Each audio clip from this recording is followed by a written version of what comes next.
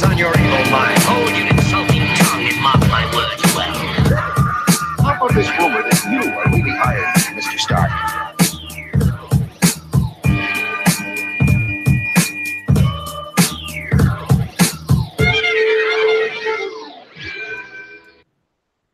Hello, and welcome to another exciting episode of the Comic Book Chronicles.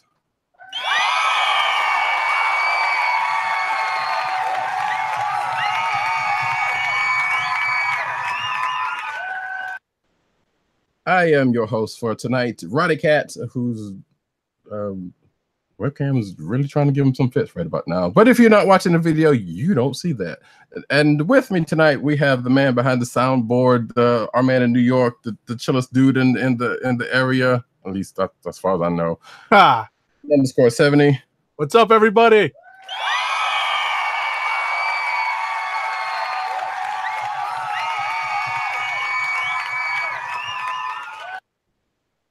And tonight we have a very special guest.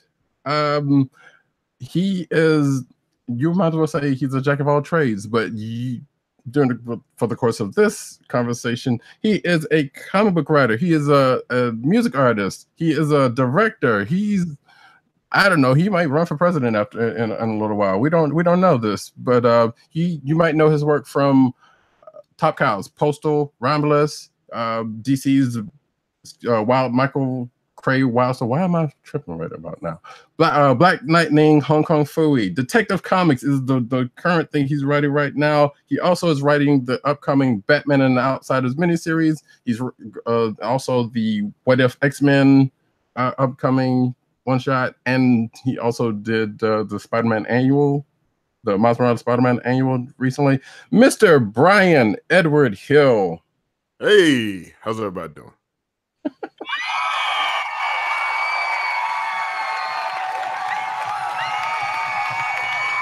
Y'all had that Charlemagne beat on your opening, man. Y'all sound like you want me to rap.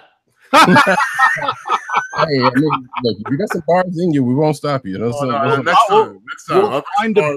I'm gonna be like Drake. I gotta have the writtens on the phone. Oh no! Oh no! We got jokes in the house tonight. But yes, we are happy to have you here tonight, sir. We appreciate it. We were supposed to be on last week, but you know, had some issues. Well, not even issues. You had y'all didn't have any issues. I had issues. I was late. You had a meeting. I did. Yes. To which I hope was fruitful. Yeah, getting there. It takes about like 10 meetings to get to the dollars. You gotta stack them up. Right. So I guess the first question would be, can you talk about what that meeting was about, or is it still kind of up in the air? No, I can't talk about it yet. I'm on a cone of silence. I got a lot of things going on. So a lot of announcements are going to hit, I think, for 2019 real soon. But right now, I have to kind of keep it on the down low because people get a little, they feel away when you start talking about your business in some specific detail. Fair enough. So, all right. Well, then we will get into it. Like I said, you want to start off with a question, Agent 70? Sure. I wanted to just touch on a couple of things that I think we both have in common. Knowing that you are writing Titans, did you grow up reading the new Teen Titans? Not too much. No kidding. Yeah. I mean, I read them about like 7 years ago, the Marv Wolfman stuff, right? So right. Wolfman and Perez. Yeah, I just dug into that about 7 years ago, obviously before I thought I was going to work on the show. I grew up pretty much a Batman kid, and so I was like Shadow of the Bat, Legends of the Dark Knight, the Frank Miller works, sure. Grant Morrison, Arkham Asylum. Like those were my things. I like the intense graphic novels were really my jam. But I did collect the single issue Batman stuff, a little Action Comics here and there, Captain America, X-Men, Spider-Man. Sure. But yeah, the Teen Titans I never really got into, and I'll be real, like I was never the biggest fan of Robin. Ah, okay. Right? Just as a concept. Like I personally just have a difficulty understanding Robin. And it just seemed like, well, why would he if he's going to be scary and he wants to use fear as an ally, why would you roll around with a child in a bright costume? Like, that's the antithesis of fear to me, right? Right. It seemed like it would just humanize Batman in a way that would just make it more dangerous, and also going to put a kid's life at risk. I just never got it. Maybe I'm thinking about it too much. Yeah. So I mean, he just wanted a little kid target, so he right, like, yeah, like, you'll get the bullets. So I was never like a huge fan as a kid, but someone told me, like, hey, you should check out the Wolfman Perez stuff because it's really interesting stuff, like Judas Contract and what have you. Sure. So I dug into it and really liked the storytelling that was in it, and warmed up to it by looking at Perez and Wolfman's work there. And then when I knew I was going to work on the show, I went back again and brushed myself up on it because I knew I'd be in a room with Jeff Johns. Gotcha. And that's like being in a room with Wikipedia. Mm. Like, that man knows his comic books. It's pretty intense. I thought I knew comics. No.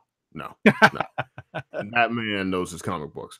And I wanted to make sure that I was up to speed on storytelling and the characterization and everything that happened there. But yeah, growing up, I was a mean, weird kid growing up, man. And the Titans were just too well adjusted for your boy. Like, I think it's a slightly generational thing, because when I came up with it, they had already done a lot of the really dramatic stuff. They hadn't done Judas Contract yet, but like, I remember being a kid and my dad picking up stuff and helping me pick out stuff at the newsstand, right, when it's coming out. So I liked it because it was a team book. There was lots of different characters in it, and it looked good because it's Perez art. Right. I didn't really get, like, how well adjusted they were. That stuff, like a lot of the formative stuff that I kind of, like you, went back to when I was in college. That's when I filled in my run of Wolfman and Perez Titans, and I just fell in love with it again. And knowing that that you're working on a show that's sort of establishing of a cinematic or television version of the Titans, I figured that's where you're drawing on a lot of your inspiration. For sure. I mean, Jeff, we had the trades in the room. There was a shelf just full of that work that we could always go to and read and brush up on. And Jeff would always make sure that we were honoring, what had been done in the comics. And Marv came in one day and we talked to Marv about what we were doing, and that was really cool. So yeah, I mean, Jeff is a very good custodian of the lore. Gotcha. He's for a guy that just has so many things going on, it's accomplished as much as he has. He really is just, into just making sure that the characters feel like the characters they are. So yeah, we certainly kept all of that work in mind during Titans, and you know how much these characters like mean to people, right? So I can't speak for everyone else, but I go into a situation like that thinking first about the people that are into these characters, right, and making sure that doing what I can to make sure they have a good experience that feels authentic to the characters they love. Because I know what it's like when you love a thing and then someone comes in and does something and you're like, well, it shouldn't be like that, and it shouldn't feel like that, and it shouldn't do like that. So I wouldn't want to do that to somebody else. It's hard to be anything else but humble, when you look at how good that work was, especially back then. Like what you just said kind of broke my heart a little bit, because it reminded me of how we all used to access comics when we were growing up. Mm-hmm. Newsstand, 7-Eleven, grocery store, right? It was disposable capital. Like, you didn't need more than an allowance to follow a couple books a month. Or even if you understood to follow it a month. Yeah. Because sometimes you couldn't get to the newsstand, couldn't get there, right? Like, it's so hard for people who haven't read comics for a while and don't have like parents that are introducing them to a hobby, for a young person just to kind of stumble into it the way I did. Because we just don't have, the price points were different, the retail outlet situation is different, and it's just hard to get young people to try on the medium when it's like $5 for an issue of a book. Of course. And then you can get, video game DLC for $5, right? You can get some horse armor or whatever it is you need. Oh, jeez. Right. So like, obviously I'm the resident Titans fan on the panel, and I just have one more question. I'll pass the mic to Roddy. And one of the things that I always loved about the Wolfman Perez Titans is that we were actually introduced to some characters that have really, that have lasted and stood the test of time. I'm talking about Starfire and Beast Boy was already introduced, but specifically Cyborg. He's seen a couple of iterations from being on Super Friends to finding himself on the Teen Titans Go cartoon and now movie. Yeah. When it comes to Cyborg, though, without spoiling too much, I'm not 100% sure if the character is ever going to appear on Titans. Was it different establishing this group of characters without in my opinion, one of the primary drivers of that team from its inception?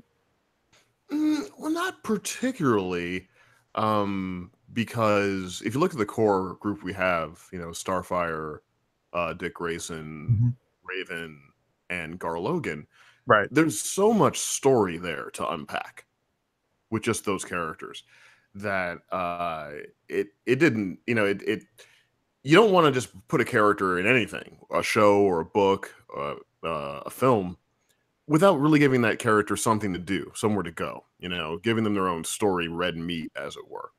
And I'm just speaking for myself. I would rather wait to bring a character into a dynamic until we could really service that character well than to just, they're there, but they're not doing anything, for 4 issues or for 4 episodes or what have you. That doesn't really serve the audience or the character or the actor if you're doing it in live action very well. Right. I thought I saw an announcement the other day that Cyborg was going to be on Doom Patrol or something. Yes. Right? That is. Yep.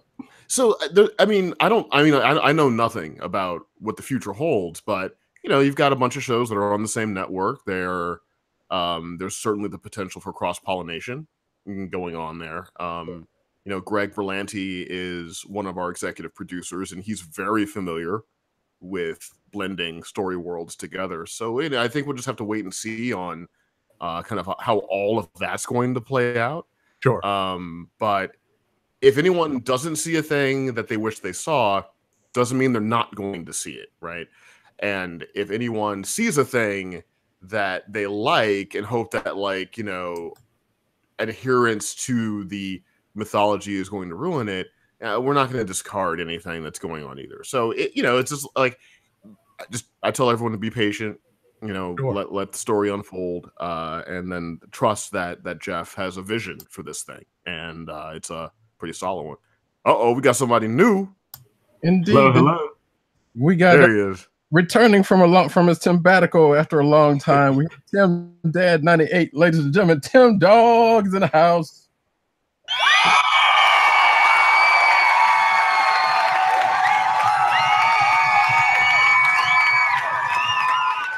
It's been so long that I've been on that I forgot about the background music. Brian, thanks for joining us, by the way. Yeah, man, I'm glad you could join us from, it looks like San Quentin. Like, what is going on? This is the office / nursery. Right on, man. You got it all. You got the bare wall. Yeah. You're like Hannibal Lecter over there, man. Let's see that behind me. Actually, I can see why you see it, because I guess maybe you see the bars on the No, I see like a pillow and like somewhere to lie down and just bare walls, like Hannibal. Yeah, it's not too much on the walls here. There used to be back when the rest of the desk was here, there used to be a bottle of liquor, which is actually over here now, that was sitting over here. That just, I don't even know why it's in here. I think. Well, as long as it's in eyesight, that's the important. It's not important that I see the liquor. It's important that you can see the liquor. That's what really matters.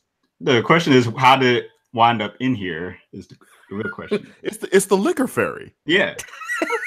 you don't argue with the liquor fairy. Podcasting purposes. Yes. It's like, you know what? I need to be here. So it's good to see you. Granted, we talked to you, in our back channel a lot. So it was like you've been on, but it's been a while since you've been on the show. So yeah, we've just gotten a little bit into our interview with Brian. So you got any questions for us? Yeah, we've already touched a little bit on Titan stuff, but feel free. Before you, because before you ask the question, because I did have one quick question to ask about Titans before I forget about it. Yeah. Because you mentioned earlier that you had the trades in the room or whatnot. Is there like a writer's Bible that you guys are going off of? Kind of like, you know, how Batman animated series kind of had one where he's like, can't do this, can't do that. Do you do this? Make sure the character's like this. Do you have some? Well, no. I mean, we don't have this kind of master source document, but when you have Jeff Johns in the process, you know, he's reading every script. He's looking at every outline for every episode. So we just trusted him to tell us if we were veering too far, of course, in one direction or another direction, rather than develop a source Bible like you would do for Game of Thrones or something.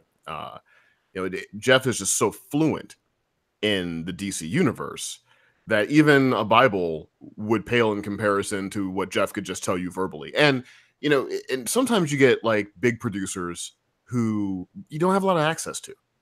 You know, they'll float in every now and then, but you can't really work with them and all of that. But on this show, between the showrunner Greg Walker, the producers Akiva Goldsman and Jeff Johns, you know, executive producer Greg Berlanti, everybody was super available during the process, which was great. So if we had a question or a problem, we could just text Jeff. You know, he would just tell us, just give me a call. So there have been plenty of times where I was like, I was trying to figure something out for a story or an outline, and I would just give Jeff a text and be like, hey, man, what do you think about X, Y, and Z? And he'd get back to you real quick and let you know. He makes himself very available, which is what you want, really, from the producer level. You know, like, I do things on my own, and then that's its own process, right? That's just how Brian Hill kind of works when Brian's just in the Hill cave. But when I work on TV, I really do try to be a team player.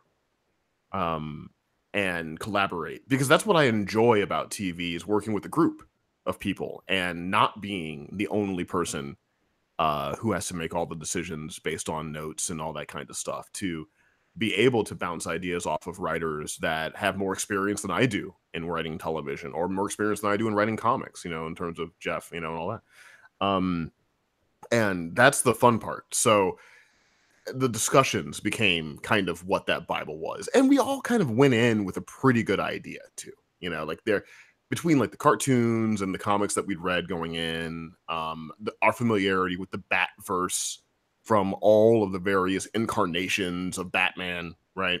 We're pretty fluent on this stuff. I will say that when we had to start looking at things like Doom Patrol and that kind of stuff, just to be familiar with kind of the Gar Logan backstory and all of that, I had to brush up because I wasn't really fluent in that stuff when I was growing up. I was into weird comics, but I was into like a different weird than that. So I had to get up to speed. But the great thing about working on a DC show is you get whatever comic book you want the moment you want it. That was gonna be my question. Yeah. So I'd be like, hey, I need to read whatever. I remember I asked Jeff, hey man, and this wasn't even for Titans. This was just off the cuff. I was like, ooh, I know I could really use one of those Constantine Hellblazer volumes from back in the day. Because I'm just curious to read, what Garth Ennis was doing. A week later, a box showed up with everything. Nice. Just like all the Hellblazer. Right? So I just took that back home, and now I've got all the Hellblazer in my closet. So when you're I think Bibles are more important when there's a world that has a lot of narrative rules, but you haven't had 70 years of exposure, right? You've only had like a few years of things, so in that situation, I think you would need something of a Bible there. But with so much of this world already having been a part of our lives going into the process, I think we were pretty solid without needing a source text. Gotcha. Right, Tim, you had any other questions, Tim? Or you? Just random thoughts. I know earlier today the Jason Todd Robin picks came out, so that was kind of cool to see for Titans. I wasn't expecting to actually see him with the Robin costume on, so that was a surprise. Yeah. That was cool. It's cool, man. We have a lot of cool surprises like that. Like, I can't release anything now, but I have a phone full of photos that are awesome. So after the show premieres and runs through the whole season, then I'll start posting all those photographs to Instagram and all that. I'm just been sitting on them for a while because they are prized bits of information. But yeah, there's a lot of cool moments like that in the show. I think fans of this stuff are going to have a pretty good experience. I will say I have access to the first 3 screeners, so I'm looking forward to checking that out when I have some free time. Oh, right on! I didn't know the screeners had gone out already. That's real cool, man. Yeah, I've seen a little bit of post production, but after you watch those, you've probably seen more than I have. Honestly. I've seen rough cuts of the 2 episodes that I wrote. They're not in the first 3. Okay. I believe I'm 6 and 9 as it goes, but I haven't really seen much of it. I'm going in tomorrow to meet with Jeff and just check in and see what's up. But the post-production process is more world of the showrunner than the producers. Right. And I guess that's something to keep in mind as well. Is like, you hear, writer of the series. So at least I myself would probably initially think, oh, you wrote or helped write on each episode, but that necessarily isn't the case. It's like you say you get on 6 and 9 instead of an entire 12. All TV is cooked differently depending on who's running it. Okay. In the case of Titans, really both the shows I worked on, Ash vs. Evil Dead and Titans, we all broke the episodes together in a room. So we all contributed to the stories of the individual episodes, but then the scripts got assigned to different writers, right? Okay. And that's the only method that I've worked in. But I know that other shows have different methods, and there's so many different shows, so many different showrunners. That everyone kind of has their own flow, right? So if you're thinking about working in TV, I think the most important quality you can have is flexibility. You've got to be flexible with how you work because it's like kind of going from one sports team to another. You can't expect Pat Riley to coach the same way that Phil Jackson coached, right? That is not going to happen. Right. George Karl is going to have a whole different kind of offense defense perspective than someone else is going to have, and so you've got to be able to kind of change and shift. And if you're used to running an inside triangle, then maybe run a motion now because that's what they do. You're used to playing man to man, but this is what the other showrunner wants to do zone. So yeah, you just kind of have to go with the flow of the leadership and trust that they know how to get you to the destination. I always enjoyed the writer room aspect of even working in comics and TV, just having all those creative people in one room brainstorming together. That kind of stuff always excites me just to even think about and daydream about. So that's something I've always enjoyed about the creative process. Yeah, that's I would love to be on a fly on the wall on some of that stuff myself. It's a lot of fun, man. I mean, I write a bunch of different things, right? So with my comics and screenplays, those things I do alone. I do those things in my office with a glass of Johnny Walker Black, playing some Coltrane or whatever it is, and I like that. I like having that kind of classic writer experience. But it's also great to have a social experience around writing because it's rare that you're going to get that. There's not a lot of places where it's going to go down, and you're in a room with talented people who they fight the opponent differently than you do. And you'll learn some stuff. You're like, oh, wait a minute, I never thought about dropping the left and then coming with the overhand right.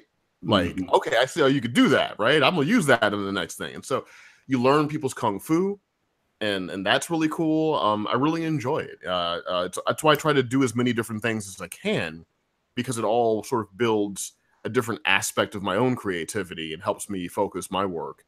And then when I eventually run my own television show that I've created, I'll be able to take all the experience in there and have a better idea of how I'd want to do that. Dope. Okay. So you just touched on your process a little bit. So I guess let's go into a little bit more about that.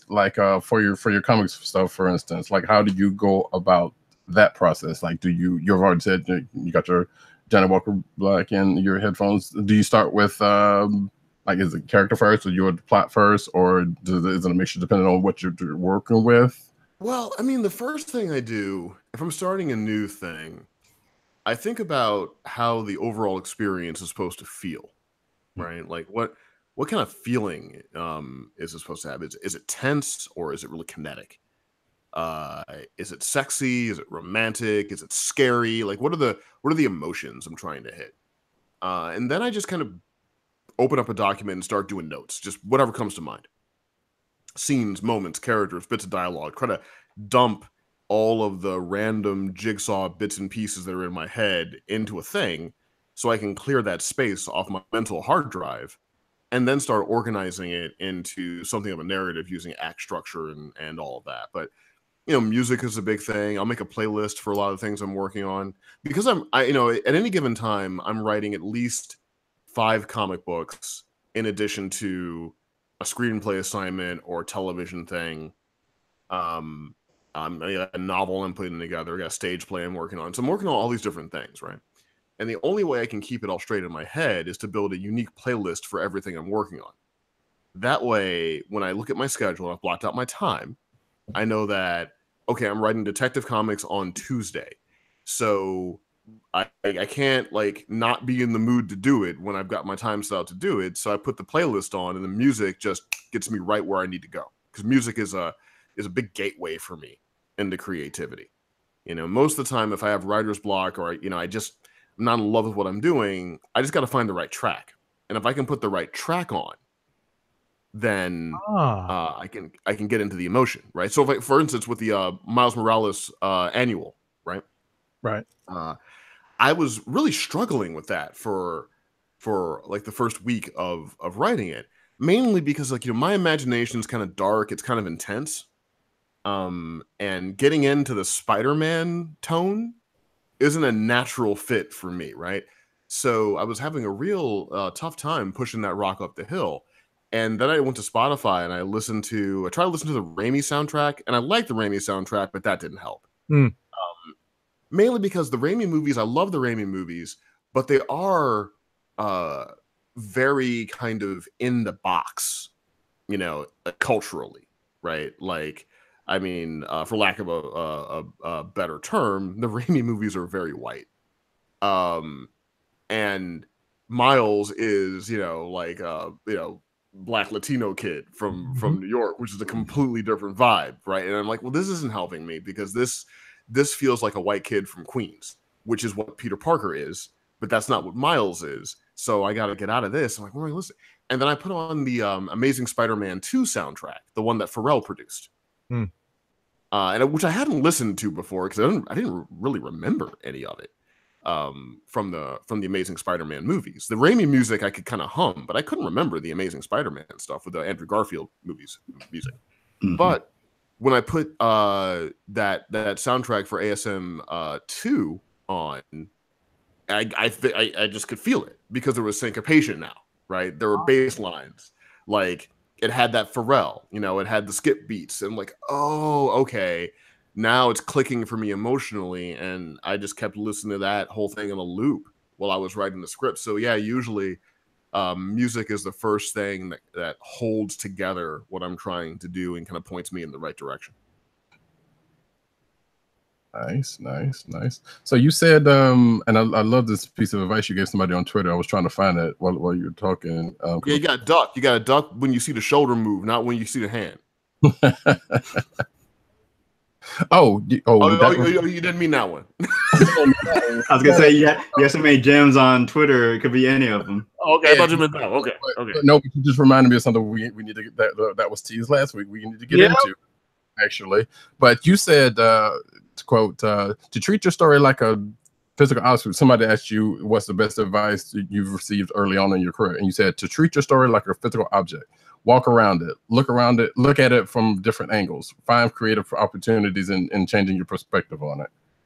And I thought, well, I learned that from a pretty big time screenwriter who I don't think wants me to share exactly who he is, so I'm gonna not say it, but unless I've already said it online. But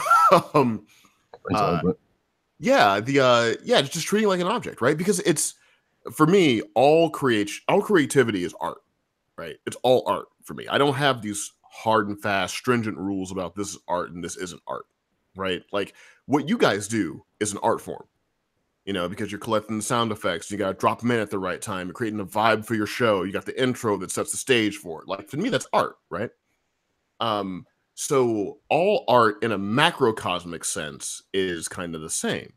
And when he told me to look at a story like an object, it instantly clicked for me, because if you were sculpting something, of course you would walk around it and look at it from different angles. You know, if you're shooting film, you're going to walk around your set, you're going to move the camera around, you're going to see what light's going to do, what the compositions are, what's the best way to approach a thing. You know, you do get that tactile physical experience. And with storytelling, a lot of times we don't approach it in that way. And I think we get locked into things because once we put it on paper, it seems like, well, all we can do is kind of fix it a little bit, but it's already on paper, so we can't really take it apart too much. And I learned to play around more with it, you know, and that's my general advice to anyone who's being creative, is keep the spirit of play. You know, always play with what you're creating. Don't be so locked into the result you had in mind when you began, because you might miss great opportunities because you just wanted to get it to the place you wanted to go when you started the process.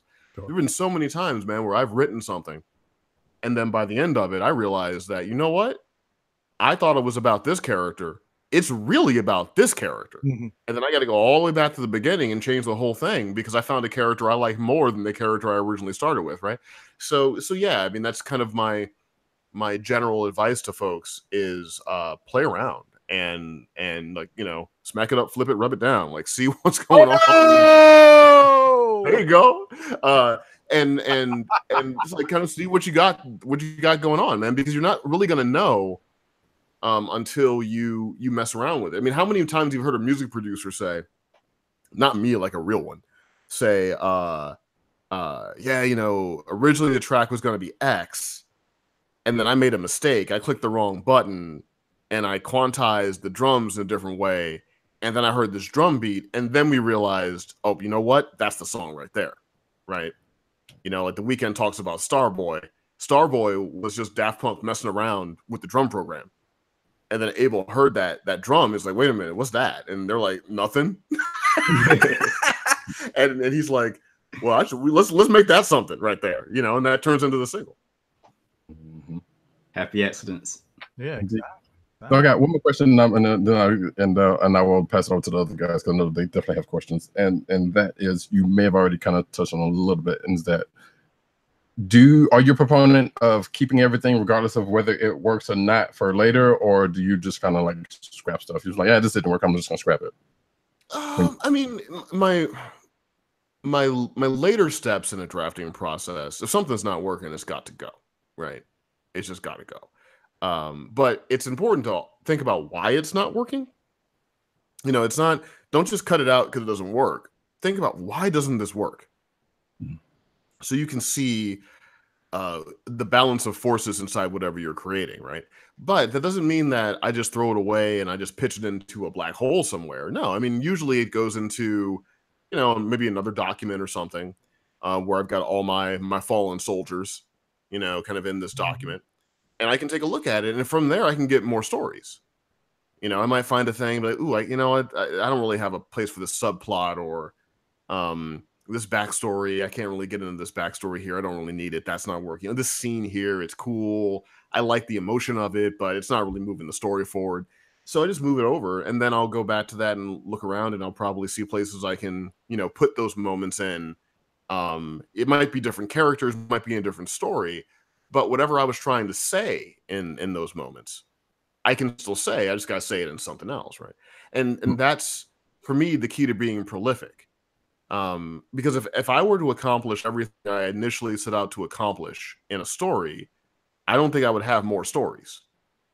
You know, the volume of work that I do comes from planting the seeds that I had to take out of whatever I was doing at the time. And then I just say, well, I still want to explore this, and maybe I'll explore it over here in a new thing. And then that becomes its own new story, its own new book, own new script, whatever it is. And creativity sort of like ladders that way. It scales up, you know, it overlaps for me. So yeah, I will cut out whatever's not working, because ultimately people got to pay money for this experience. And I don't want people paying money to read a scene or to watch a scene that I felt like I wanted to do when it didn't really make their experience better, you know. So my responsibility to audiences and to people's time and to people's hard-earned cash disciplines me in that way.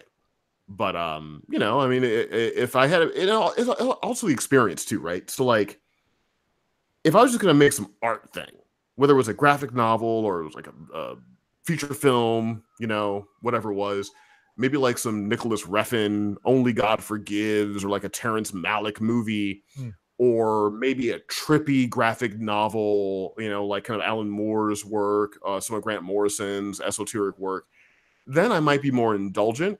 But that's the buy-in of the experience, right? If you're watching that movie, you're reading that book, you know I'm going to take some weird kind of side streets on the way to where I want to go, and that's part of why people are interested in it.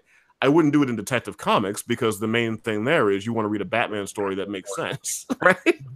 So, yeah, it's always a matter of, you know, kind of right weapon, right war.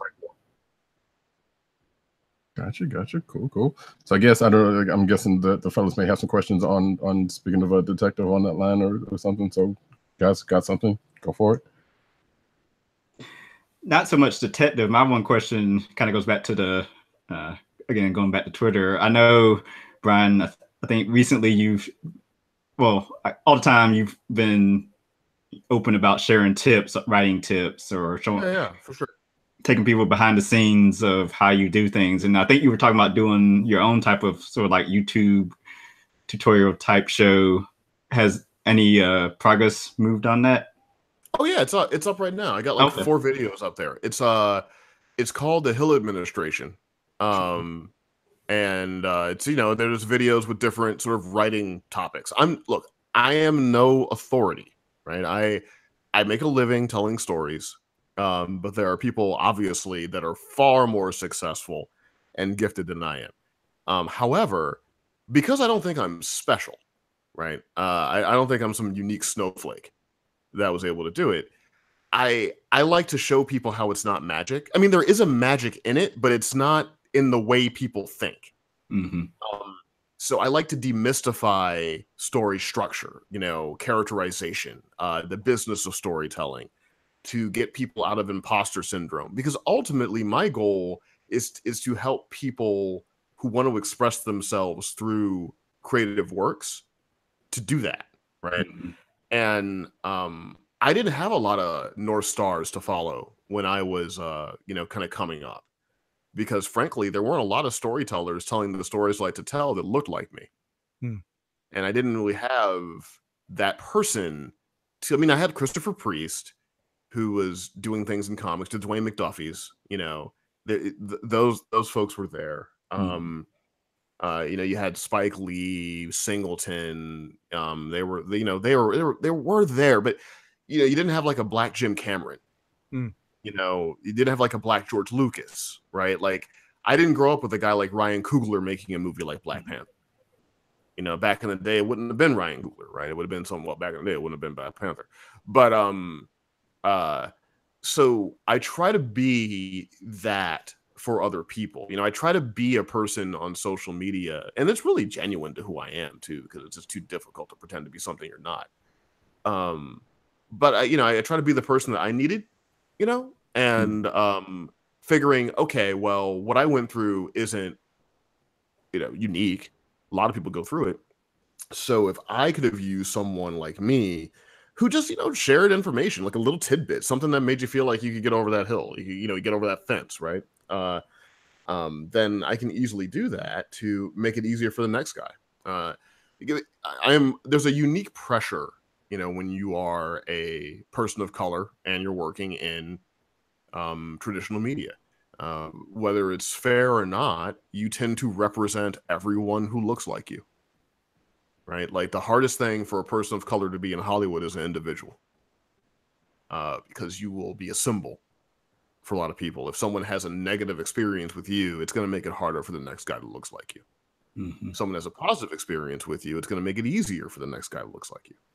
So it's an additional pressure. You know, like when I'm writing Detective Comics, I'm well aware that not many Black guys get to write Batman.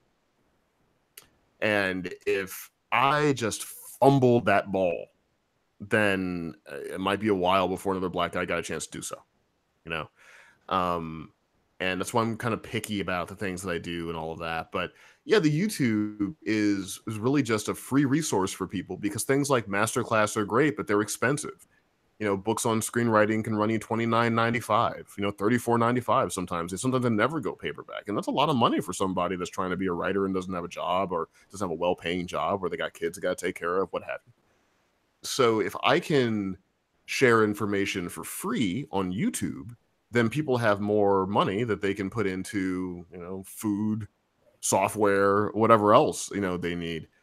Because the biggest crisis I think we have in America right now is that your education depends on your income a lot. A lot. Yeah. And if you have to get a better education to increase your income, you can see how that readily turns into a trap. Yep. And I was a scholarship kid growing up. I was poor. I mean, I was broke. I know what government cheese tastes like. I know what old government cheese tastes like. Hold on. Right. Yeah, man. I was broke. It was like good times growing up. And post John Amos, you know, damn. No. Like we were not moving on up to the east side. No Jeffersons, man. It was just good times. So I was lucky because I got a scholarship to a pretty good high school, and it was hell when I was going there because everyone had much more money than me. I mean, this was a place where people were getting, you know, Dodge Vipers when they were 16, and I didn't even have enough money to pay for my own car insurance, you know, let alone have a new sports car as a 16-year-old. So I was miserable and kind of aggressive and angry, and you know, it was just a tough time. But what I did get was a good education, and more importantly, I got taught how to educate myself, which is the most important skill, right?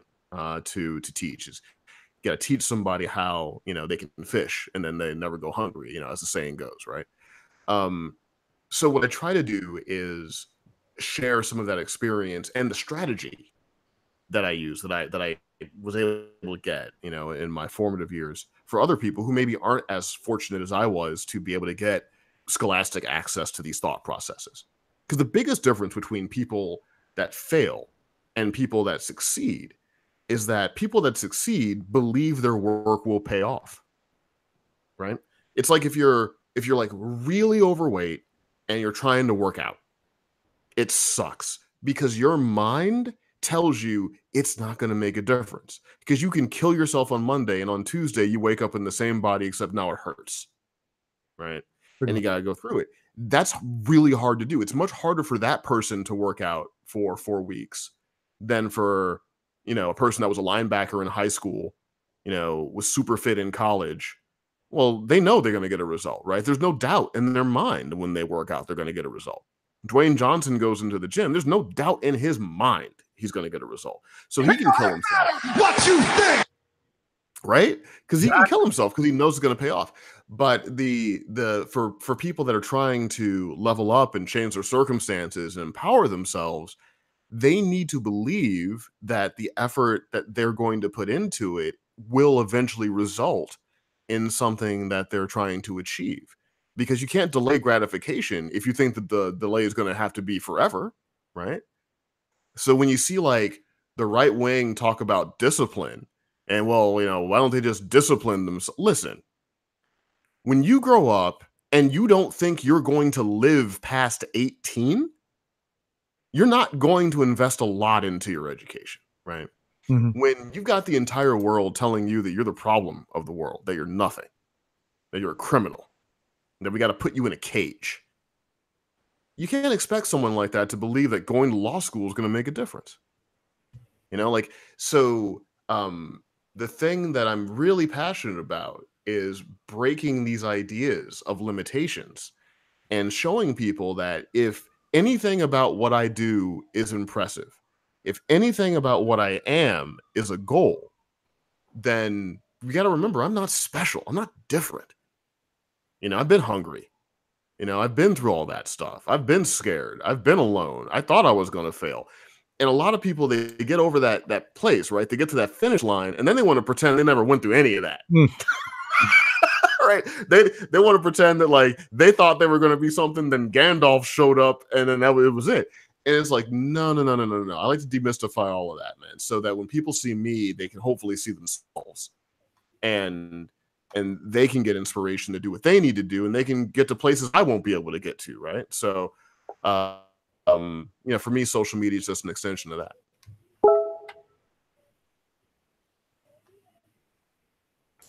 All right. Gotcha. Age of 7, you got any questions? Any more questions? You know, it's going to seem like a hard pivot, you know, because I know No, that I can get stupid again. Don't worry, I'm not going to run for president on that. I still want to get to the other thing and a different one. Talk about your new project that's that just started. Yeah, Or I was just say, oh, go ahead. No, go ahead. Yeah. No, I think exactly, because I just what you were saying, Roddy, because I was going to bring up Batman and the Outsiders. With that one too, yeah. Oh, okay. So I just wanted to know, because you know, I was surprised to hear your answer to my question about, you know, kind of growing up with the Titans.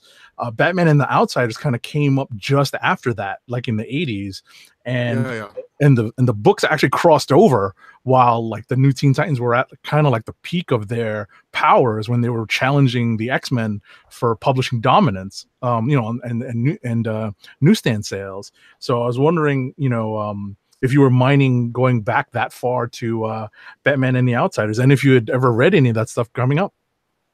Well, I'm looking. You know, there's been so many different iterations of that, right?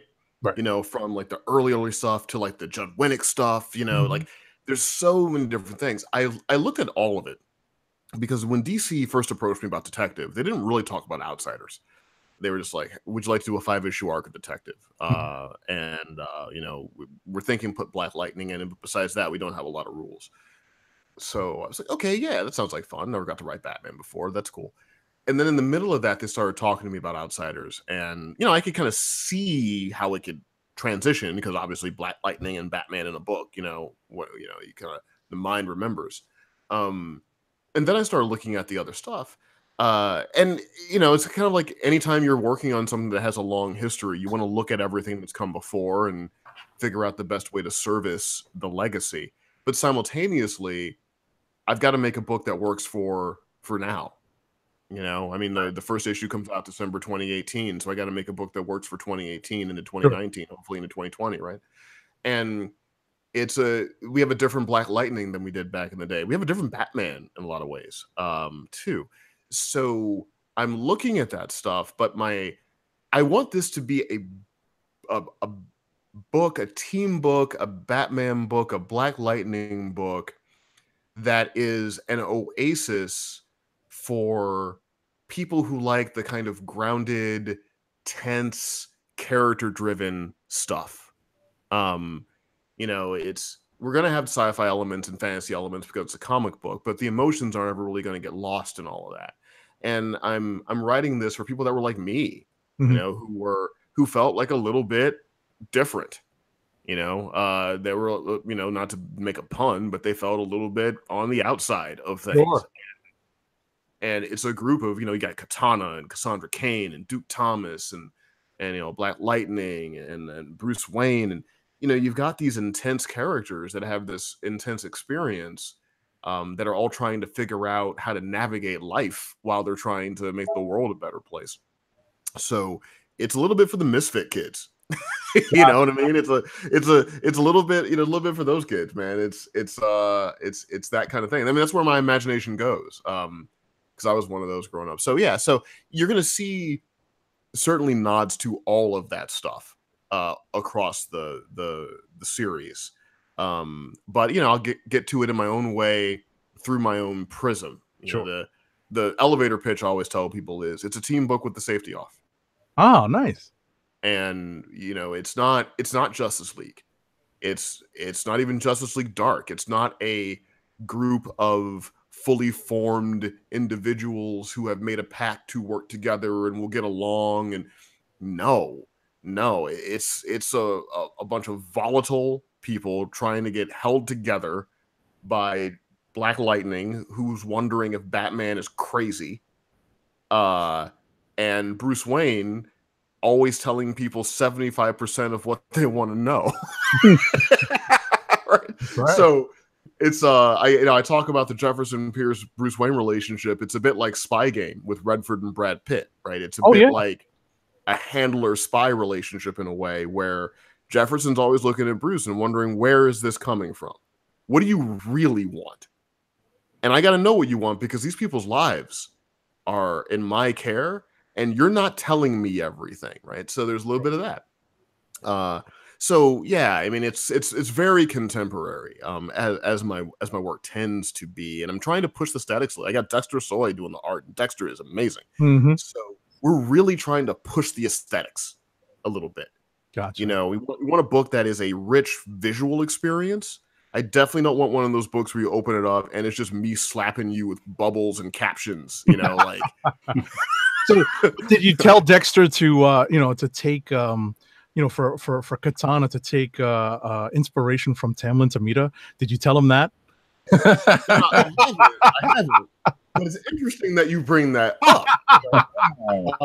I hadn't actually thought that might actually be a way for me to reach out to Tamlin Tomita. There you go. I might have a reason to do so, which would be amazing. No, it's funny. One, yes, my crush on Tamlin Tomita is still strong after all these years since Karate Kid Part 2, and I'm not ashamed. My wife is aware of it, and she's okay with it. We each get a couple. One. But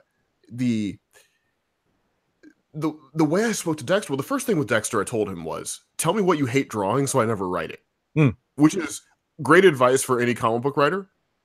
When you are starting a process with a penciler, ask them what they hate drawing. That way you won't wind up giving them a parking lot full of cars if they hate drawing cars, you know? And you can make the process a lot easier, and they'll be happier because they'll tell you what they don't like, and I'll tell you what you like. And Dexter and I are very much on the same page. I mean, his work has such an energy to it. It's got a real flow to it.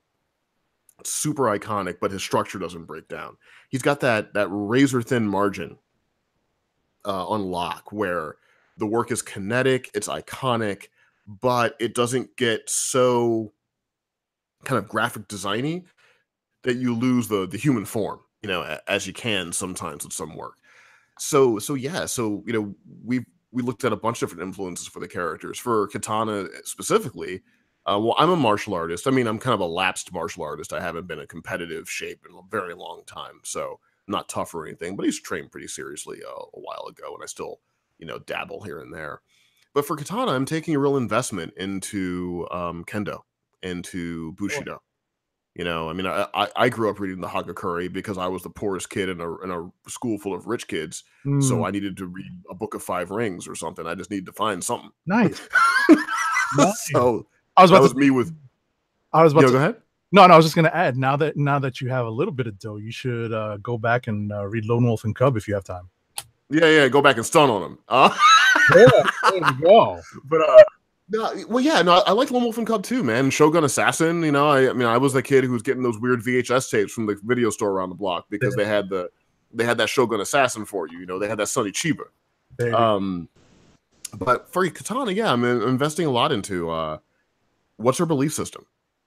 You know, because what I don't want a character like that, for instance, to be is a fetish. You know, like she's just a sexy Japanese woman with the sword, and now we can stop thinking. That tends to be how it goes. But you know, she comes from a cultural legacy, and you have to respect that. You have to think about that discipline, what it means to her, what her philosophy is of combat, you know, and how that's different from Bruce Wayne. Because Bruce Wayne has a hard and fast no killing rule. I do not believe that Katana does. You know, because in the cultural legacy she follows, killing is not always wrong. Now, she can follow Bruce Wayne's rules, but that does not mean that she believes in Bruce Wayne's philosophy. And that's interesting to me. And it's allowed me to study things like Shinto and explore those aspects so that feels real. And sort of the same thing for like each of the characters for me is I need to be able to live and breathe kind of through their eyes, and that means doing a lot of research if there's a knowledge gap there. So I mean, Jefferson Pierce is kind of the on paper, field leader of the outsiders, but I think Katana is equally as significant to this group because she has her own kind of wisdom and her own connection to the mystic too. If you look at all those characters, she's the only character that has a real permanent connection to the supernatural. Mm. And that's interesting. So it's almost like she functions a little bit like a Jedi on the group in a way, right? Yeah, definitely. Like, not with the same hard and fast rules that Jedis have, but just that she has that metaphysical perspective that can also be pretty helpful. So yeah, like, I am trying to make it the most interesting book that I can. I hope that people really enjoy it. I'm very excited about it. I think Dexter's going to melt faces with what he's doing, man. Like, you can just write that guy to alphabet, and then he'll just draw something amazing. I saw some designs. We got some new characters coming, hint, hint. And I saw some designs a couple days ago that were super good. So yeah, we'll kind of see how it all plays itself out. But I'm hoping that book slaps. Hope so too. I know that we're running a little short on time. I just wanted to let the audience, our loyal viewers and listeners, know we actually had a conversation before the show started about Tamlin Tomita, and how that came up is that I actually asked Brian about his his film school experience, and how he had something in common with another comic book writer, Greg Pak. That's right. I went to NYU. I was undergrad and Greg was grad. You see how I just threw Greg under the old bus? Oh! See how I did him? See how I did my boy? There you go. Let it be known that Hill made a heel turn. No. I got a chair from underneath the ring. No, but yeah. So Greg was a grad student there when I was going there. I didn't know him well. I mean, I knew him kind of coming and going. But he did I believe he directed a feature that was 3 different stories. And it was called Robot Stories. And it's character driven. It was really before its time. Like now, in the world of Black Mirror, in the world of Ex Machina, now that science fiction can be more than just combat for 110 minutes, I think more people would have embraced it. But back then, it was pretty new. This idea of making a film that was an anthology of stories that dealt with science fiction in a thoughtful way. Because Greg's work is always really thoughtful. That guy has a soul, man. Like Greg Pak has a soul. So I first was aware of him because he was a kid that had graduated from NYU that had made a thing. And I was getting myself into crazy amounts of debt by going to that school because still broke during NYU. Yeah. But he was kind of a inspiration for me, and one of those shorts had Tamlin Tomita in it, star of Karate Kid Part 2. Ralph Macchio, who? Yeah, he's in there too. Yeah, Ralph be in there, whatever. No shots fired to Ralph. I love you, man, but that's not why I watched that movie. I watched Karate Kid Part 2 to to keep that crush alive for Tamlin Tomita, and also to be scared of Yuji Okamoto, the actor that plays Chosun, because that dude scared the hell out of me. I went to Japan last year because I wrote a feature. It was like this animated Muay Thai feature. And while I was in Bangkok working on that, I decided I wanted to go to Japan. So I flew myself to Japan because I'd never been, and I was in the region, near the region. And I was a little scared about getting my ass kicked because Little Karate Kid Part 2 kind of went off in my head. And I'm like, oh, man, Chosun's going to find me and ask me if I know how to fight with a spear. And I don't. And I'm going to get beat up. And it's going to be bad. I was looking around. Where do I break the ice? I couldn't find a place where you break the ice. No. Yeah. So I saw that Greg had worked with Tamlin Tomita. And so clearly my entire comic book career has really just been me trying to be Greg Pak. So I can hang out with Miss Tomita. So y'all have figured out the whole Brian Hill master plan. You heard it here first, ladies and gentlemen. It has been revealed. So okay, so I know you got because I know you got some scripts you need to do, and I want to get to I definitely wanted to ask you about your pitch about American Carnage. But before that, you've kind of been hitting around that we need to know about this. You run into this Wu-Tang thing. Oh, my Wu-Tang story. oh, Yeah, I can give you that Wu-Tang story real quick. Where you at? Yeah. Yeah, Liquid Swords, man. Okay, so this is me in film school when I didn't know what I was doing at all. And I met a guy in Staten Island. I met an actor who was from Staten Island who called himself the Dark Ninja. And he was like this skinny black guy that I think he knew a little martial arts, but not nearly as much as he pretended to know. But I didn't really, whatever. Like, do your thing, man. I'm not Joe Rogan. I'm not here to call you out. Like, live your life. And he introduced me to a guy that he said he was a manager with the Wu-Tang Clan and whatever. So they wanted a music video. Now, the deal was I was going to go there and I was going to direct the music video. They were going to get the equipment and bring the Wu-Tang Clan and all that. Like, that's the deal we'd worked out. So I get to Staten Island, and then they drive me into like Shaolin, which is different than Staten Island. Mm-hmm. There's Staten Island, and then there's Shaolin, right? Yep. So then I go into Shaolin, I'm like, oh, it's real over here, and I'm separated by water. I'm like Kurt Russell in a movie from 1981, man. Even if I get out of Shaolin, I still got to get across the water. Right. That ferry only runs so often. It's no good, man. It's no good.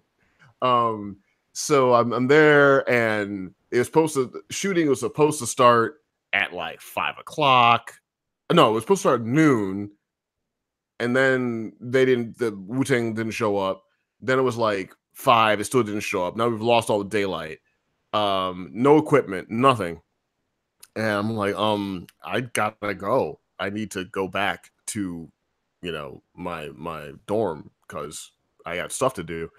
And the manager took me out to the porch and started yelling at me. And then in the middle of yelling at me, just cold cocked me, just whack, right hook, and busted my lip wide open. Oh, yeah, I still have a scar. I still got a scar on my lip. And I'm bleeding everywhere. Now, I didn't go down because I know enough not to fall down. Because if you fall down, you get stomped. And if you stay up, then, you can I think he might have thrown like a couple more. Like he caught me with that first one, but then I got my arms up for the other ones. So they kind of glanced off, kind of closed up a little bit and turned my shoulders until they just kind of hit me on the side. And I backed up and I got like a pool of my own blood in my hand. And I looked to my left. I don't even know who it is, but somebody's got a 9mm out, just like hanging at the side. Mm-hmm. Like, I don't know why. It's not like I'm Jason Bourne and I was getting ready to off everybody on that porch. I'm like, you don't really need the burner, guy. Yeah. But yeah, he had the 9mm out. And I'm like, oh no, am I going to die on a porch in Staten Island by, like second degree removed from the Wu-Tang Clan? Oh my God. Like, this is not how this story is supposed to end, right? I'm like, if I die here, I'm gonna haunt all these people for the rest of my life. I didn't die right. I didn't die right. So, I'm sitting there, I'm bleeding, it's all crazy. And I think Capadonna and Meth had gotten into the house and they had figured out what was going on. And like, I think it was Meth. I think Meth came out and was like, why are y'all beating up this kid? It's like this kind of, like when your boys are just, they're wilding out and you can't understand. Like, he had that attitude, like, what is going on out here? Like, no, that's not how we do it. So Meth calmed that situation. I'm sure he doesn't remember. But Meth calmed that situation down, and I got off the island, went to the emergency room, got the stitches, and I was walking around, looking like Frankenstein's monster for a few weeks. Healed up pretty good. You can't really see it unless I point it out to you. But yeah, man, I thought it was it. I thought I was catching bullets. I'm like, great, that's awesome. I'm gonna get murked by the Wu-Tang Clan. Staten Island.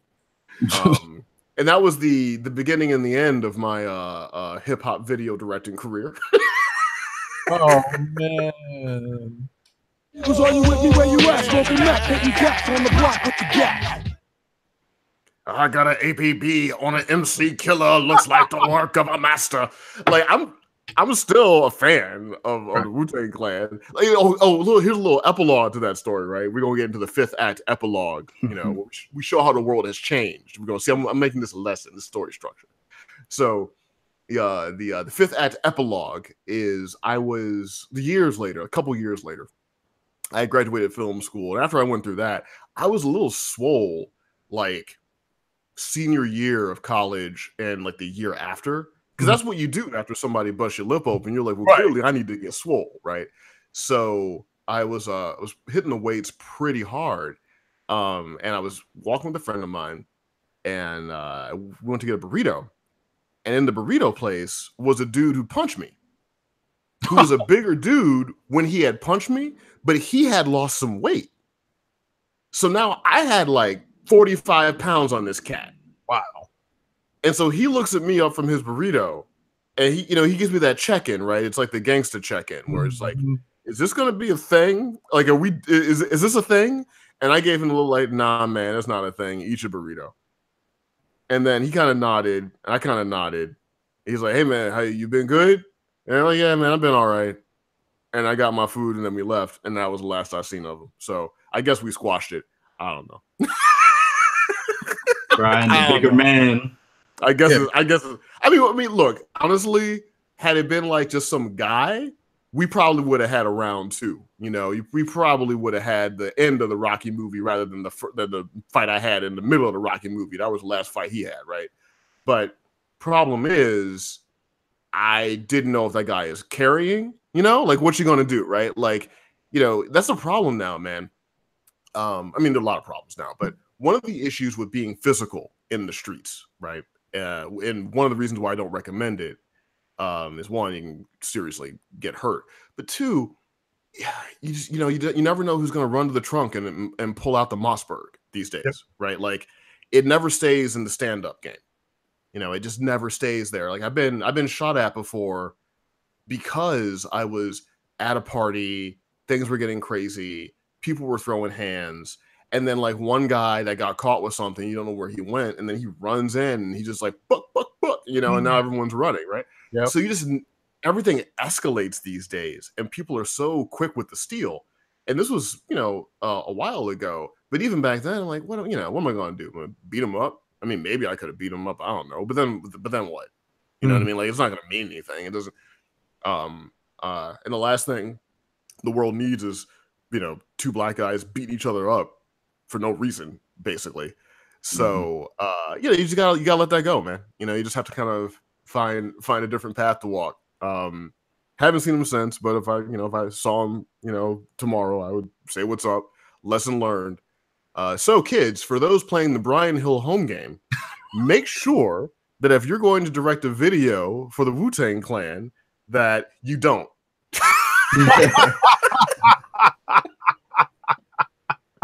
It's funny. I bumped into Brett Ratner while I was at film school like a year later, because he was, he'd already like gotten pretty successful, and he'd done a bunch of music videos, and he was giving one of those like, when the graduate comes back and gives a lecture kind of thing. And he was there, and I was telling him the story, and he's like, "You were that guy?" Oh no! Word it gone around. I was like, yeah, I was that guy. Dang. Okay. Well, I'm not sure. I know where to go from that, but I know you gotta be going because you got some stuff to do. But I got like 5-10 minutes.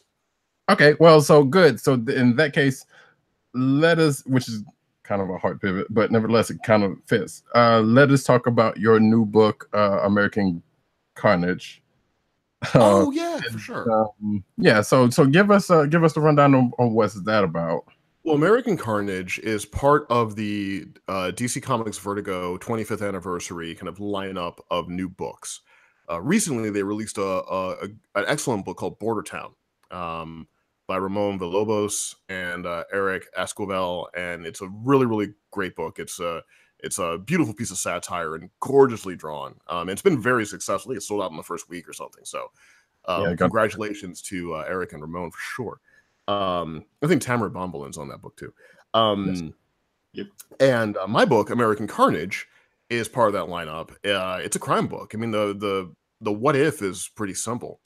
It's what if a white FBI agent was murdered suspected to be murdered by a white supremacist organization, tied to a libertarian sort of political activist named Win Morgan.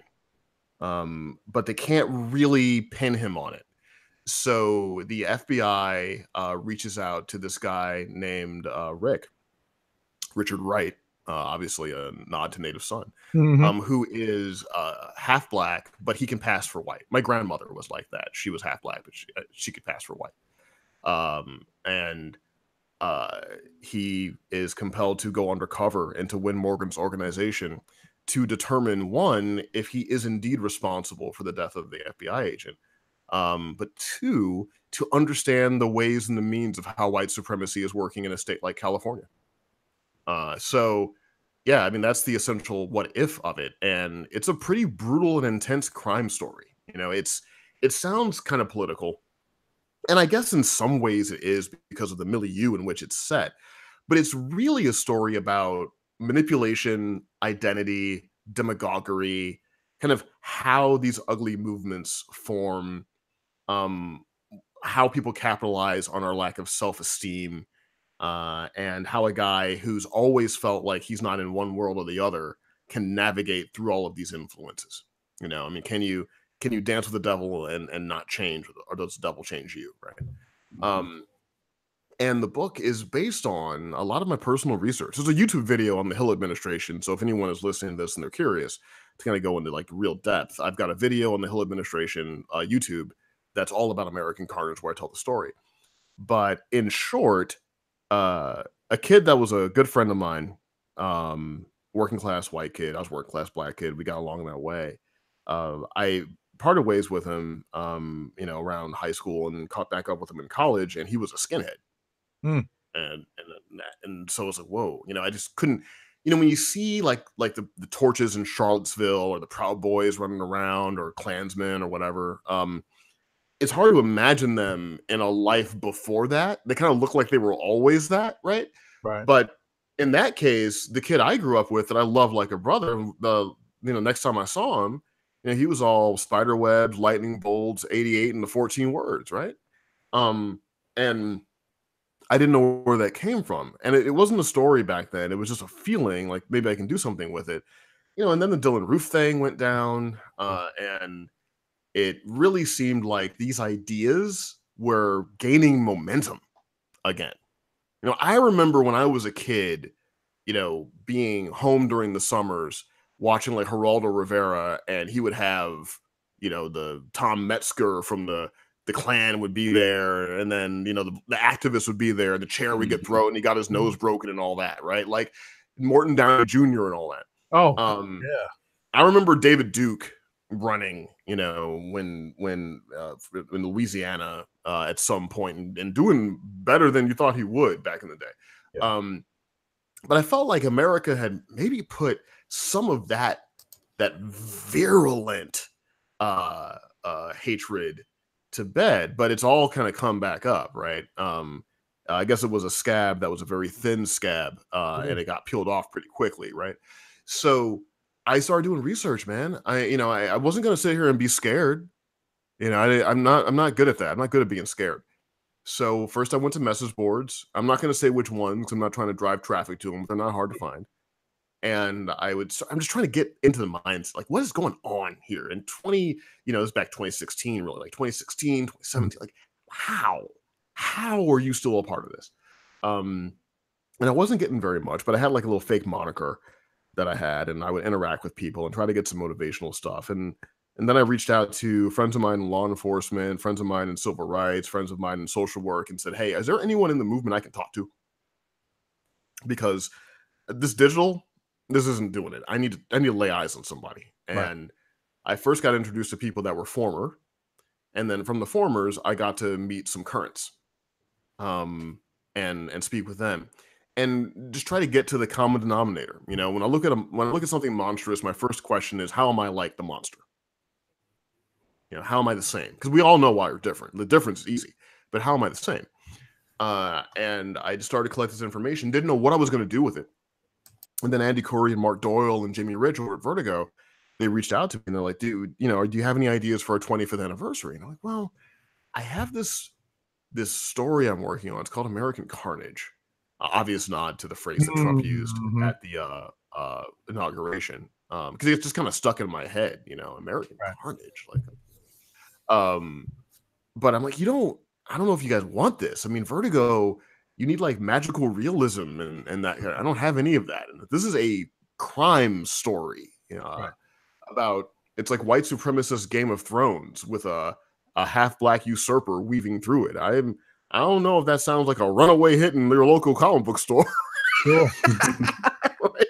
But they were like, no, that's what we want to do, man. We want to do like intense personal work. And if it's personal for you and you think you can really ride that beast, then let's go ahead and do that one. So I wrote a script and sent them the script of the first issue, and they read it and liked it a lot.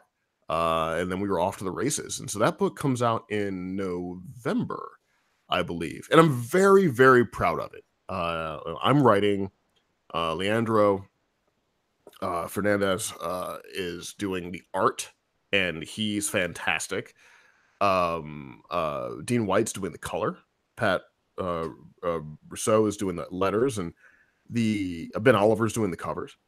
It's a good book, man. You know, like I mean, I'm not trying to be like this self-aggrandizing, you know, writer talking about his work, but it's a solid book. It's the kind of crime story that Vertigo meant for me growing up, you know. And I'm not saying it's as good as Scalped or 100 Bullets or any of that, because, you know, I don't know.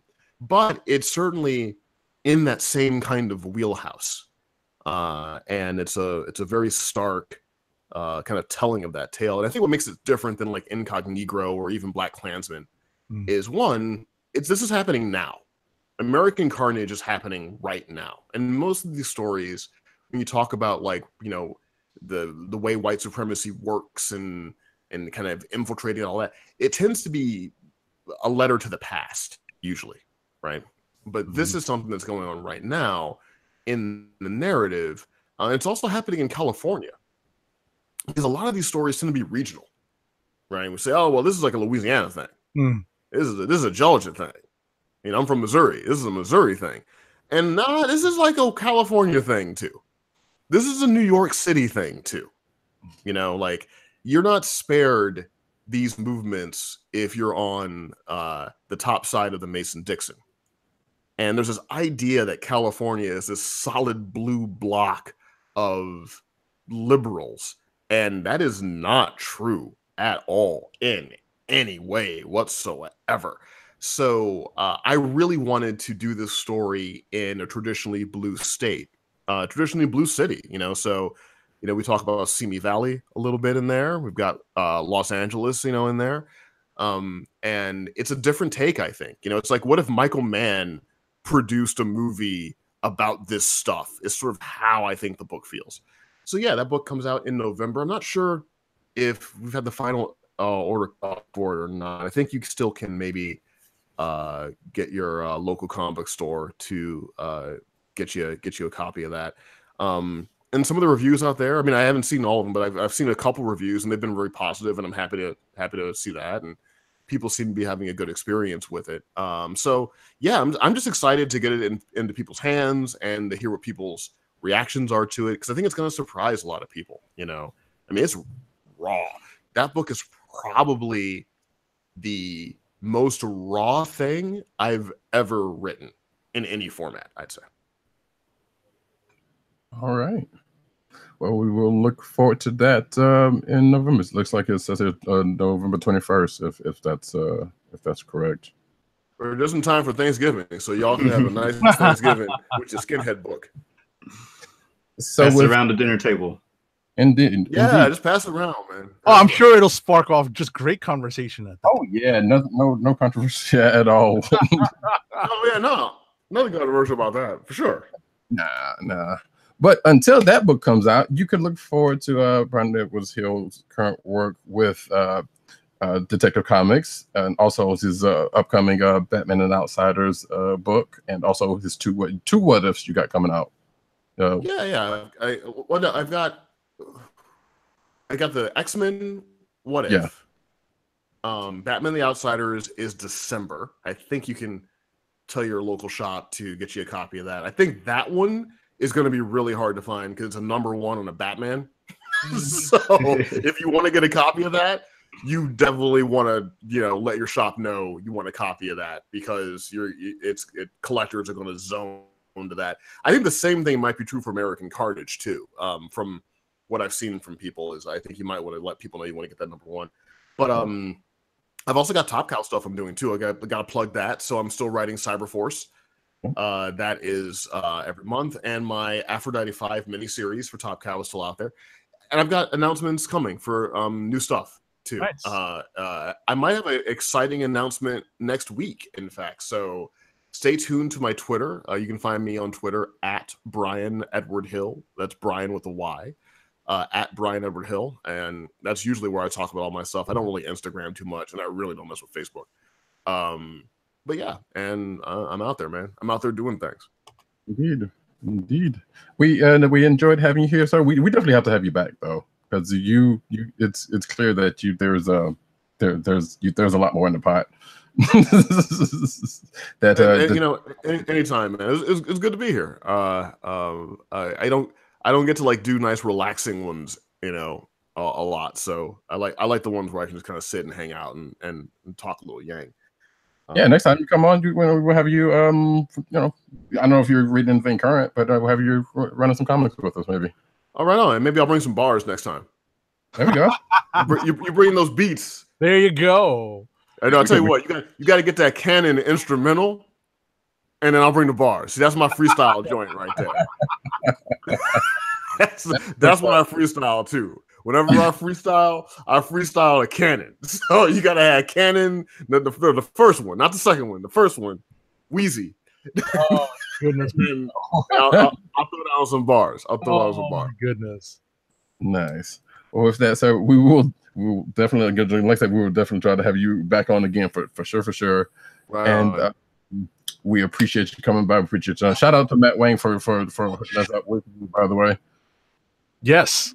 Longtime friend of the show. So we definitely got to make that shout out real quick. Shout out to @MattWang97 for being a great friend to the show. Indeed, absolutely. So with that said, like I said, we will let you go, and we will definitely catch you on the Twitters and elsewhere. All right, man. Enjoy your night. Thanks, fellas. Thank you. All right. So with that, I think we probably agree we're going to cut this short, this one, and do comic reviews, and then skip the news, and I'll do another news show after that. So Agent 70, if you want to do a ad read? Sure. So very quickly, our first ad of the night is for Blue Apron's meal delivery service. Blue Apron has fresh ingredients and incredible recipes delivered weekly to your door. Skip the grocery store and make incredible meals at home with Blue Apron, always shipped free right to your home.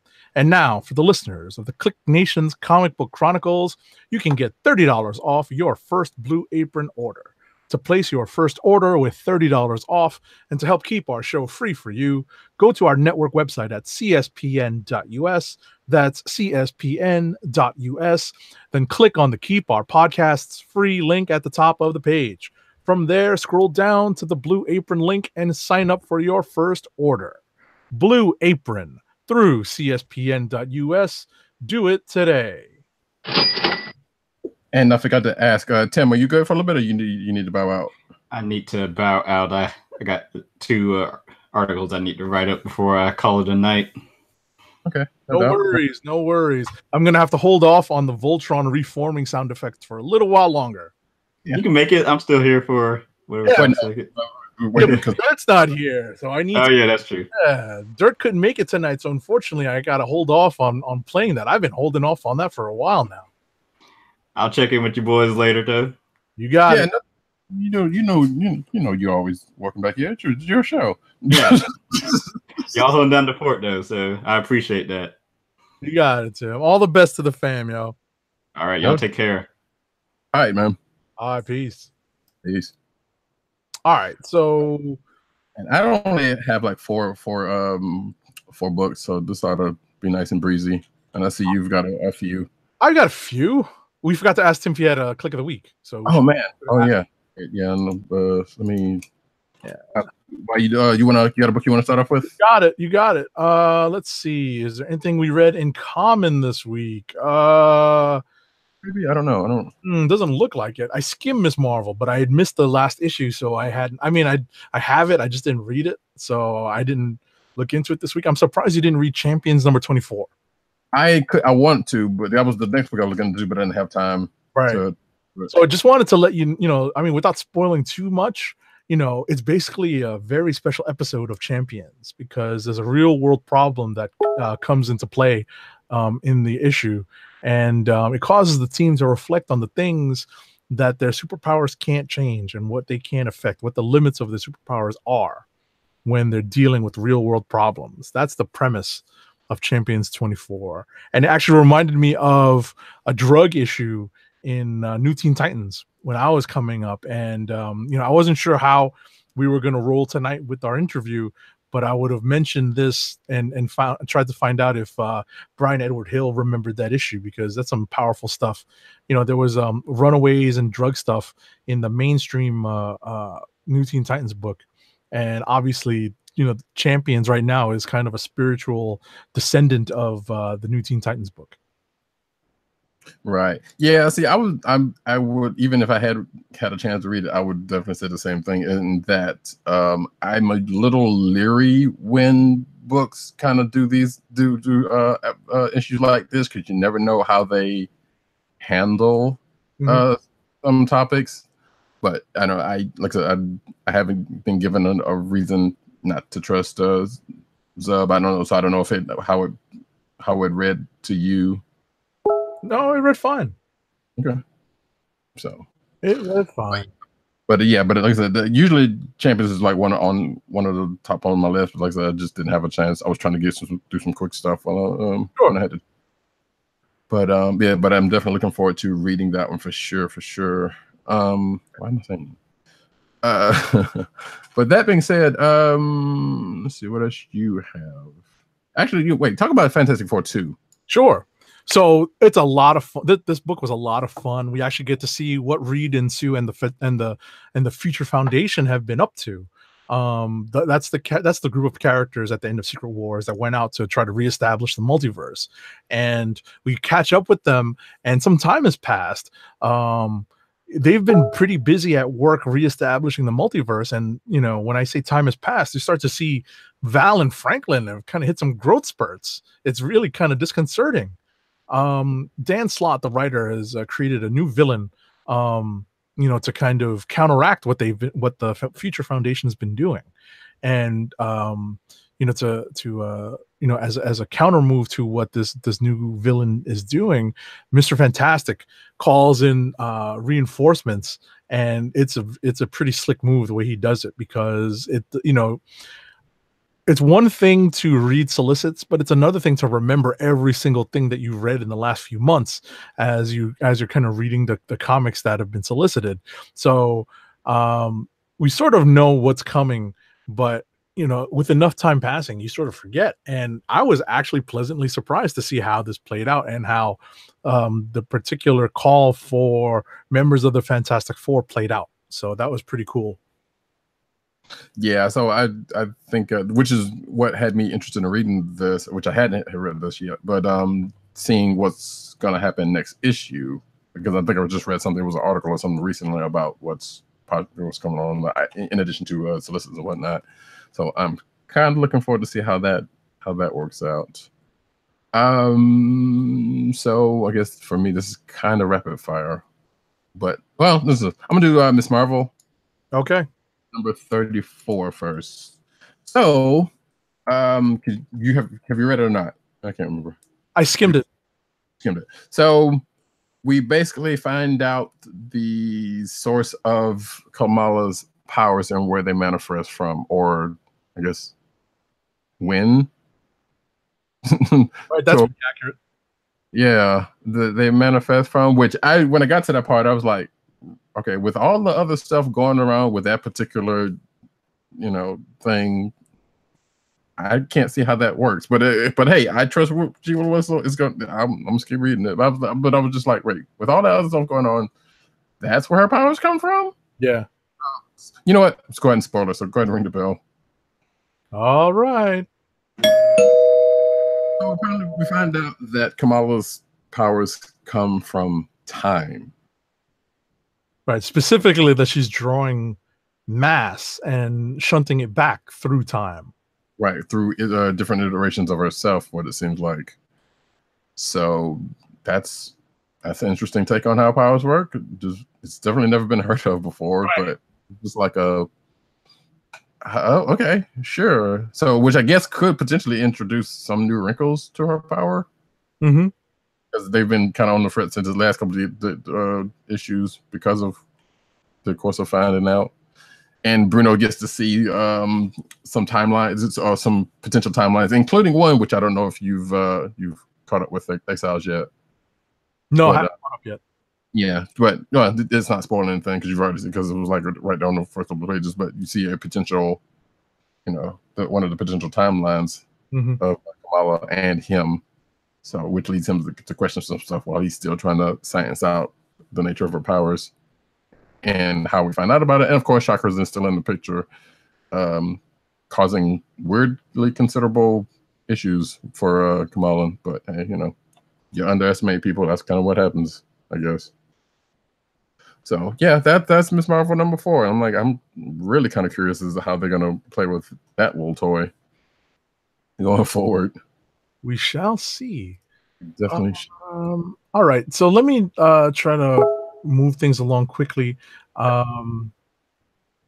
Infinity Wars number 3, and I'm not really spoiling anything here, but we finally see what actually happens when these characters get warped, and it's kind of an interesting way of remixing the Thanos story of cutting the population of the universe in half with the use of the Infinity Gauntlet, and Gamora has her own interpretation of this.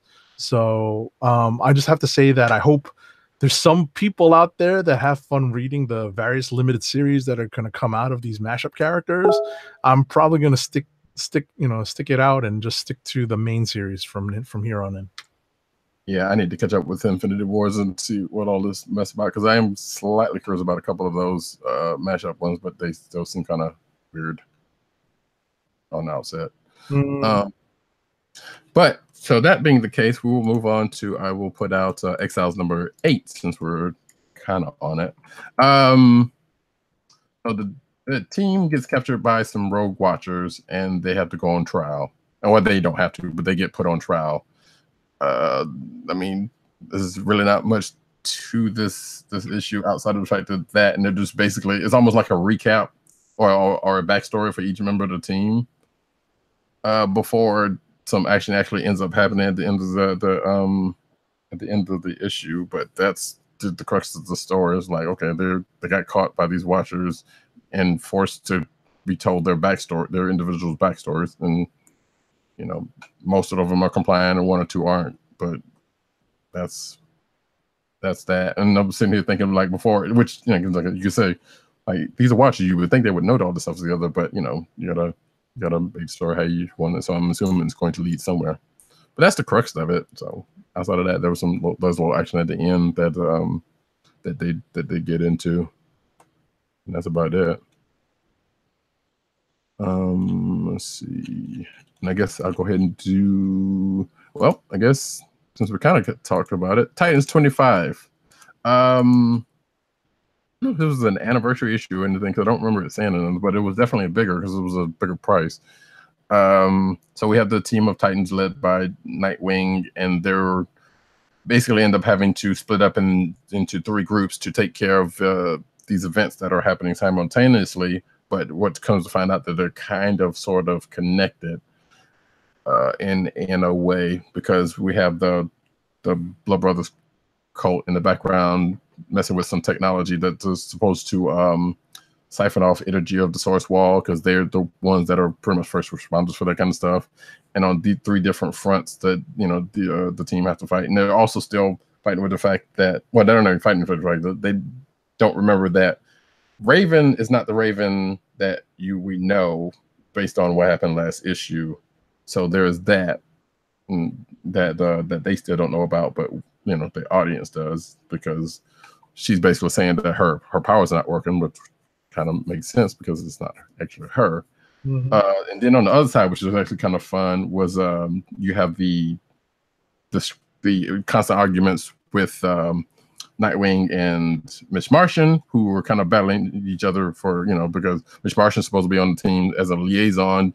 Nightwing's not caring for it because, he feels like they're being babysat, or, that she's basically nursemaid. And almost kind of harkens back to like Young Justice, the TV show kind of situation, if you think about it. But then they kind of hash out their issues. And we also find out that negative energy causes more aggressive responses from the source wall energy that people that manifest in the people. So they have to actually try to be nice to each other in the process of all this.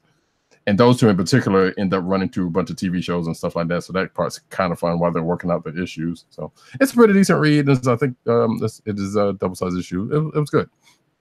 You want to throw out something? Finish off with your other book. Okay, sure. I'll do that. Star Trek Next Generation Terra Incognita #3. So this is just basically an episode. Well, I guess you could say it's a continuing episode, but it's basically an episode of TNG. There's no real Mirror stuff outside of the fact that Mirror Barkley is still in Prime Universe and he's taken over for regular Barkley. And the only thing he's done was just, what he's done in this issue, was nothing noticeably bad. They're just, people notice that. So like, wow, Barkley's a little bit different than what he normally is. But, they're just thinking, oh, it's like, given enough time, he kind of came out of a shell and this and that and the other, when actually it's Mirror Barkley. So he was just asked to do this thing for Dr. Crusher to help with this patient who got injured last issue. And, that was pretty much his part about it. The rest of it is basically this doctor who's a Vulcan plays an intricate part about it, because she ends up being the one who takes the doctor, the ambassador's soul in a Vulcan ritual that died this issue, and she ends up helping with the negotiations. Thanks to Picard, because at first she didn't want to do it, but then Picard talked to her and was like, okay, fine, I'll do it. But in the midst of it, she's also flashing back to her own childhood when her dad died, and something similar kind of happened with the transferal rights of a Vulcan soul. So it was pretty much a cut and dry, basically, issue of that. But it was still decent. Where this book is going, I'm not even sure, but it's still a pretty decent read for fans of Star Trek Next Generation. Nothing real special happened to it outside of that, but hopefully something comes out of it. Okay. That's all of my books. All righty. So it'll be my turn to run rapid fire solo. Mm-hmm.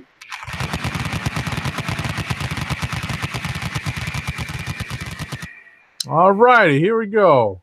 So Amazing Spider-Man #5. This was an interesting way for Spencer to finish his opening arc. Reestablishing what makes Spider-Man the flagship hero of the Marvel Universe. We actually see his use of Boomerang as a plot device come into play. Daredevil #608. Matt Murdock makes a truly head-scratching decision that took me right out of the story. I'm pretty sure Charles Soule has an interesting arc for the character of Mike Murdock.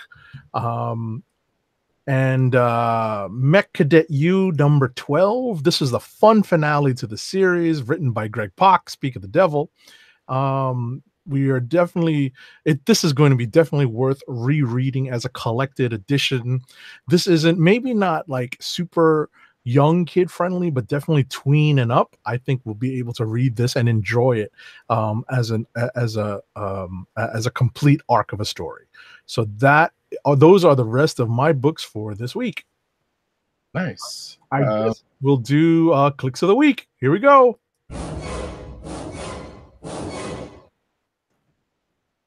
And we already have Tim's who gave us his, and that being Amazing Spider-Man #5. He didn't have any notes with it, but he just passed that along. Alrighty. I will go with, I liked Amazing #5. There were some quirky parts to that story, but I think what I enjoyed reading the most this week, I did like Champions #24, but I'm going to go with Fantastic Four #2. As the resident Fantastic Four fan, and that's not that much of a surprise. There you go. And for myself, I don't know, kind of like what Tim said, is so far nothing's really stood out. I mean, Miss Marvel's always pretty good, so, but I don't know, that whole time thing is kind of like, let's all right, sure, we'll see where it goes. Shoot, I guess I will go with, you know what, I'll go with Miss Marvel. Sure. All righty. Because it's all. And with that, one more ad read, please, sir. I did have one bit of news that I wanted to. Oh, right. Well, that's fine. We can get to it. Before we kind of wrap, because I figure if we're doing our second ad read, we're going to close the show.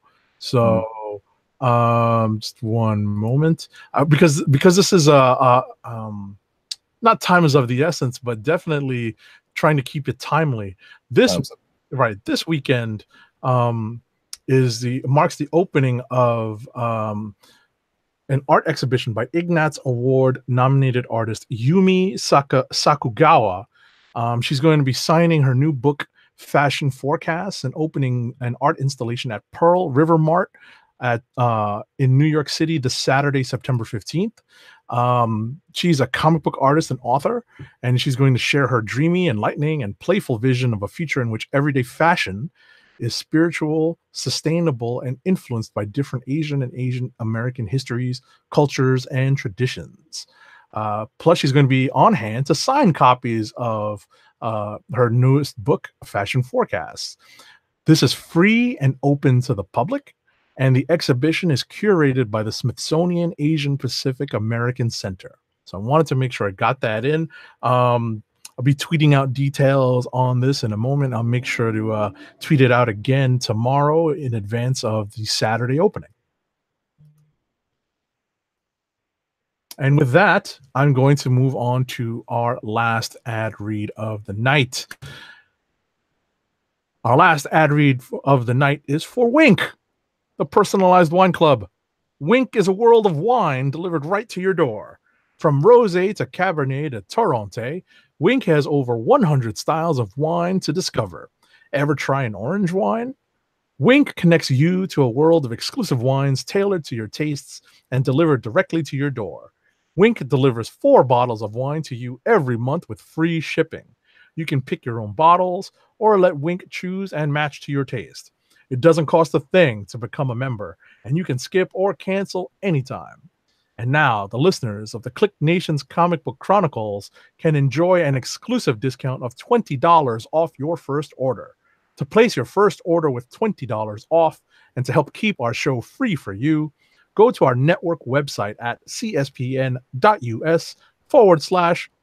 That's cspn.us/WINC. Wink Wines through CSPN. Do it today. And with that, we come to the end of the show. Like I said earlier, stay tuned to the feed and to Twitter and all that, because there will probably be another shorter show speaking about the news in the next couple of days. But check out my Twitter or our Twitter for that when it comes out. But until then, we want to thank each and every one of you guys and girls for coming out, checking us out. Thank you again to Brian and Hill for coming and talking with us that was pretty cool. And like I said, we're definitely gonna have to try to get him back on here again. But until the next show or next week, Agent_70 on Twitter and Instagram. Going to check out his stuff there. PCN_Dirt on Twitter, Pop Culture Net on Twitter, popculturenetwork.com, ineedcomics.com for him. Tim DOGG98 on Twitter, The KLIQ Nation on Twitter, CB Cron on Twitter, thekliqnation.com also, and go check him out on CBR where he's writing up some goodness. He's working on it right now. No, right? Busting it up. And for myself, I forgot to give again, Brian Edward Hill on Twitter. You can go check him out there. Instagram, Brian Edward Hill. You can also go check out Google the Hill Administration YouTube for his YouTube channel. That is Brian with a Y. Brian with a Y, exactly. So or you can follow him on Twitter. I'm pretty sure and actually I do know that he I think he does tweet out links to some of that stuff when he does them. But for myself, Roddycat on Twitter rather, RODDYKT _, like some of these other gents. News Nerds Need on Twitter. There's the News Nerds Need Reddit. There's CB Caps on Instagram, and you can check me out at all of that. Thank you. For all y'all playing Spider-Man, I salute you. I'm also playing Spider-Man. It's great. It's good. We'll probably get into that next week. I may try to stream some on my Twitch channel. But Roddycat, that's there too. We'll see about that. I'm not sure. But you can find this podcast on Google Play and Apple Podcasts.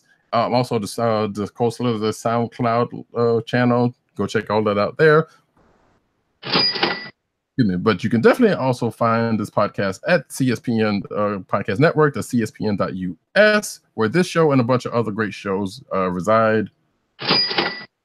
And you can also go to shop.cspn.us, go over there and get some merch, help us the show and for this show and other shows on the network, and kind of help us keep this boat afloating. So again, check out for the Twitter for the other new show, or we may just put it to next week. I don't know. We'll see. But if I do it, it'll be in the next couple of days. Regardless, thank you guys for coming out to this here exciting episode of the Comic Chronicles. And while I put this thing in action, this is the KLIQ Nation's Comic Chronicles, and we are out. Hey! Good evening, Rick. Would you believe it's Dr. Doom? What's on your evil mind? Hold your insulting tongue and mark my words well. How about this rumor that you are really hired Mr. Stark?